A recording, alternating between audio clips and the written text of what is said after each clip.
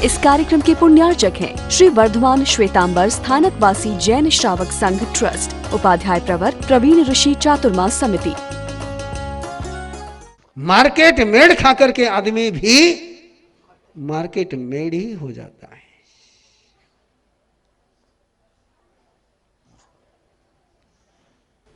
परंपरा थी हमारे यहां पर, बाहर के प्रवास में भी जाते थे तो खाना घर का साथ में लेकर के जाते थे। अब घर में रहने वाले भी खाना बाहर का लेकर के आते हैं।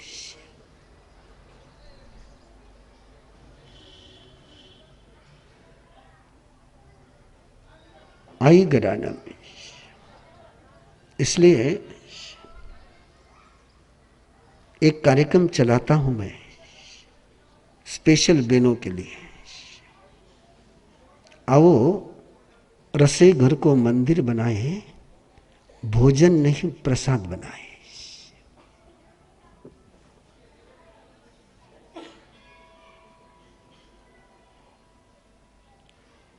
और गारंटी देता हूं, कई टेस्टिमोनियल उसके हैं, जिन्होंने उस कार्यक्रम को फॉलो किया, उनके घर के गुटखा खाने वाले, उन्होंने गुटखा कब छोड़ा ये उनको ही पता नहीं चला।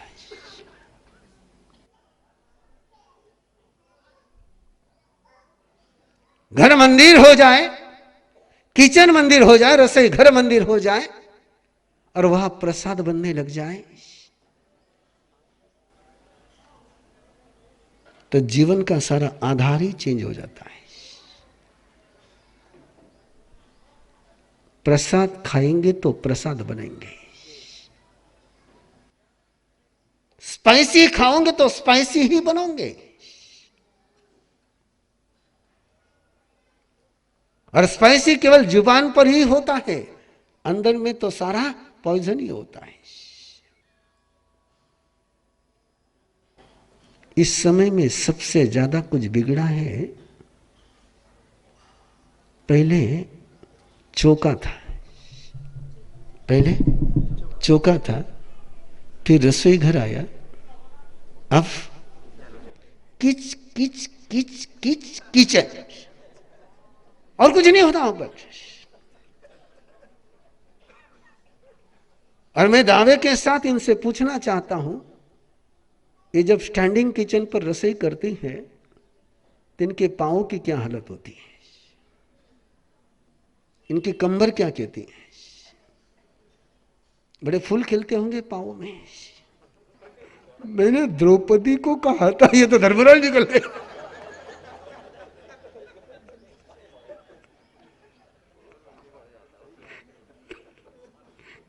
आपने देखा नहीं कौन सा काम बढ़ाया उसने। अच्छा बता दिया, यहां कुछ नहीं बोलता।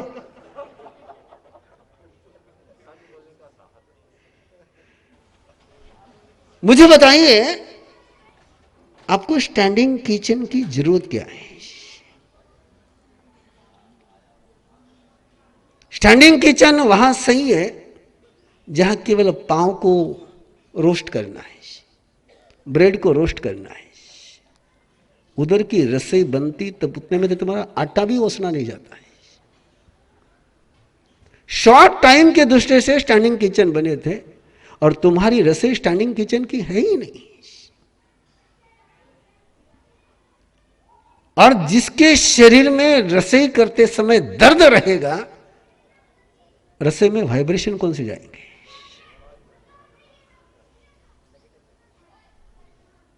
याद करिए, आपके दादा के समय में घर में कभी पेन किलर रहता था क्या? और आज सर्वे कर लीजिए, भोपाल के किस घर में पेन किलर नहीं है?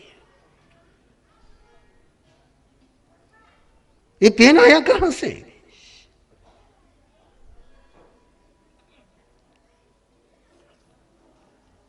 दर्द शरीर में होगा तो शरीर से ऊर्जा कौन सी निकलेगी? पॉजिटिव।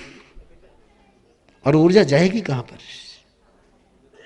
और खाने वाली ऊर्जा, उस ऊर्जा खा करके पौष्टिक खाना खा करके भी, ये सवाल आपके सामने बहुत बड़े हैं। अभी मुझे जो चेन्नई से बहन आई थी, उसने एक सवाल पूछा था कि जैनी इतना पौष्टिक खाते हैं, इतना सात्विक खाते हैं, जैनियों को बड़ा इस बात का गौरव है कि हम सात्विक खाना खाते हैं, इतना सात्विक खाते, इतना पौष्टिक खाते हैं, फिर भी आप हॉस्पिटल में जाकर के देखिए मेजॉरिटी जैनियों की है, ऐसे जनगणना में माइनॉरिटी में। लेकिन कहीं हॉस्पिटल के आधार पर जनगणना करोगे, ये सवाल उसने पूछा था मुझे, उसका उत्तर केवल एक है कि सात्विक आहार तो रह गया, लेकिन बनाने की प्रक्रिया सात्विक नहीं रही। ये आन जगाने की बात है। जो आन जगा सकता है उसी का जयकारा होता है। जो आन को सुला देते हैं उनका जयकारा कभी नहीं होता है। और कोई भी गुलाम तभी बनता है जब उसकी आन सो जाती है। आज देश राजकीय दृष्टि से तो स्वतंत्र है, लेकिन आन की दृष्टि से गुलाम है।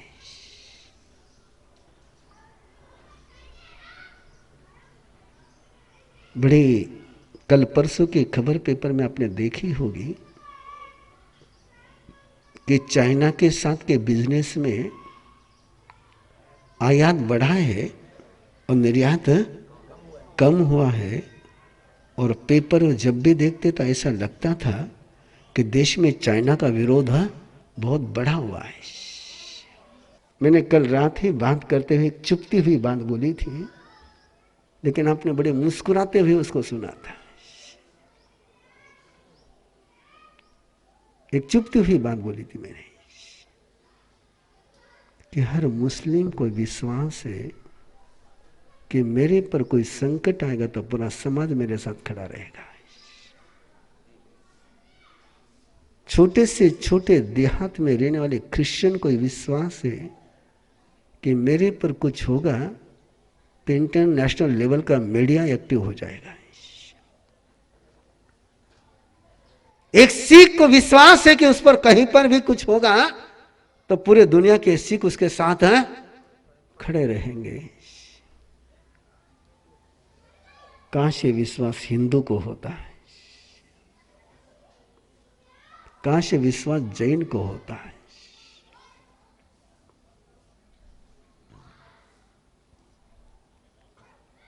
कितनी खुशी की बात होती। एक प्रण करो कि एक आन जगाएंगे। हर जैन के मन में एक विश्वास निर्माण करेंगे कि तू अकेला नहीं है, हम सब तेरे साथ हैं। बंधुओं, धन आदमी पसीने से कमा लेगा, लेकिन जिस समय उस विश्वास नहीं होता उसके मन में कि मेरे साथ कोई नहीं है, मैं अकेला हूं। कल एक कपल मेरे पास बैठा हुआ था। उस जवान का दर्द एक ही था कि आज कोई मेरे साथ नहीं है। I mean frustration. Business settle है बोले, लेकिन आज किसी दोस्त का मेरे साथ कोई रिलेशन नहीं है, मैं अकेला हो गया।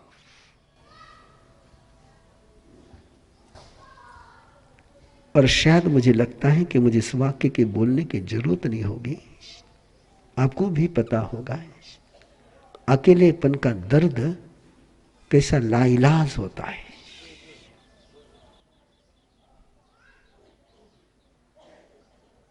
समर्थ से समर्थ आदमी टूट जाता है जिसमें उसको अकेलेपन की पीड़ा होती है। जिस महात्मा गांधी ने ब्रिटिश सत्ता को चुनौती दी थी, जिस महात्मा गांधी ने कभी कहा था कि मुझे 125 साल जीना है, उन्हीं महात्मा गांधी के आखिरी दिनों के वक्तव्य यदि आप पढ़ोगे सुनोगे तो हिल जाओगे। जब नोआ खाली से वापस वो दिल्ली लौटे थे,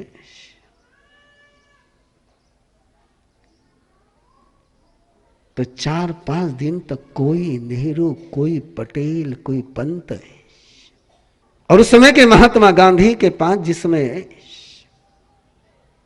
सबसे पहले पहुंचने की हिम्मत पटेल ने करी थी, तो पटेल को महात्मा गांधी ने एक बात बोली थी जो छपी हुई किताब में प्रिंटेड है। अब तुम्हें इस बुढ़े की जरूरत क्या रही?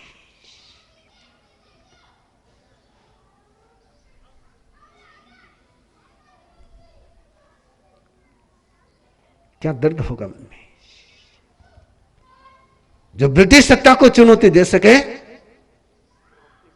अपनों के सामने हार गए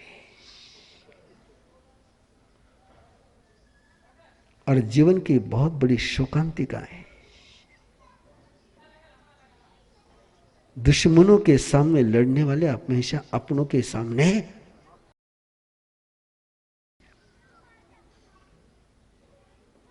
ये अकेलेपन का दर्द है। इस दर्द को मिटाने का एक संकल्प आज के दिन लीजिए, एक संक्रांत करिए। संक्रांत का मीनिंग है सूर्य ने अपनी दिशा चेंज कर ली है। वो दक्षिण की ओर जा रहा था, अब वो, और उत्तर का मीनिंग समझते हो ना? उत्तर मीन्स उत्तर, उत्तर मीन्स उत्तर, उत्तर मीन्स उत्कृष्ट, श्रेष्ठतम, सुपर, ग्रेट। रात छोटी हो जाएगी, दिन बड़ा होता जाएगा। क्या हम नहीं चाहेंगे कि अपनी जिंदगी का भी अंधियारा कम हो जाए और उजाला बढ़ जाए? अपने समाज का, अपने देश का, अपने परिवार का, अपने संस्कृति का अंधियारा छटना चाहिए और उत्तरायण शुरू होना चाहिए। मैं और कुछ नहीं कहने के लिए आया हूं। मेरी मन की एक ही तमन्ना है कि किसी हिंदू को, किसी जैन को ये विश्वास निर्माण हो जाए कि वो अकेला नहीं है।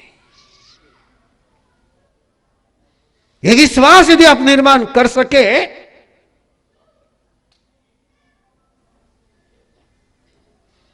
तो जैन कितने महावीर है ये आपको पूछने की जरूरत नहीं पड़ेगी।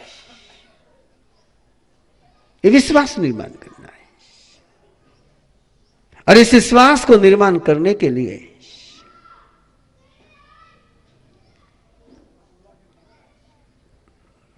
उनको खेलने दे भैया, उनको खेलने दे। बेटा बेटा अटा जा खेलने।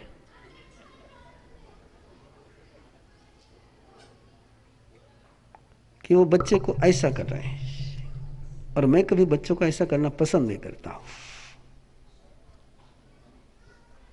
समझ रहे आप?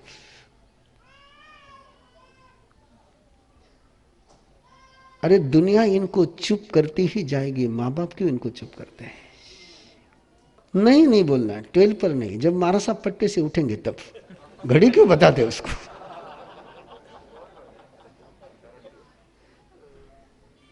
फिर वो 12 पर आएगा, पूछेगा पापा क्या हो गया?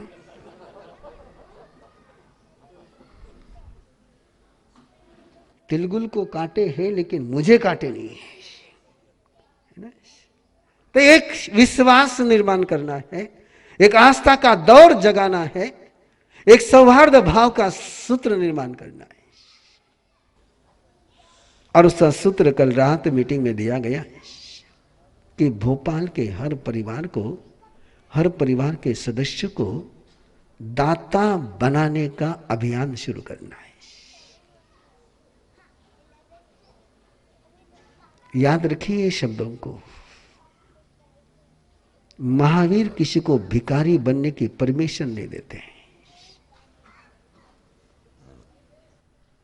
इसलिए भगवान महावीर ने धर्म के 4 सूत्र 4 दरवाजों में सबसे पहला दरवाजा रखा दाता बनने का है। कि महावीर इस रहस्य को जानते थे, आप भी जान लीजिए, दाता कभी भिखारी होता नहीं है और भिखारी कभी दाता बनता नहीं है।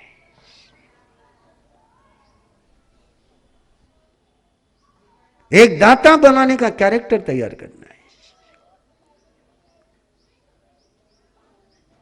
भोगूंगा बाद में, दूंगा पहले। हमारे उपनिषद के ऋषि ने एक सूत्र दिया, तेन त्यक्तेन भुंजित है।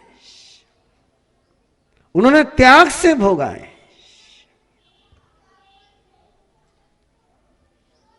और यही मजा है जिंदगी की।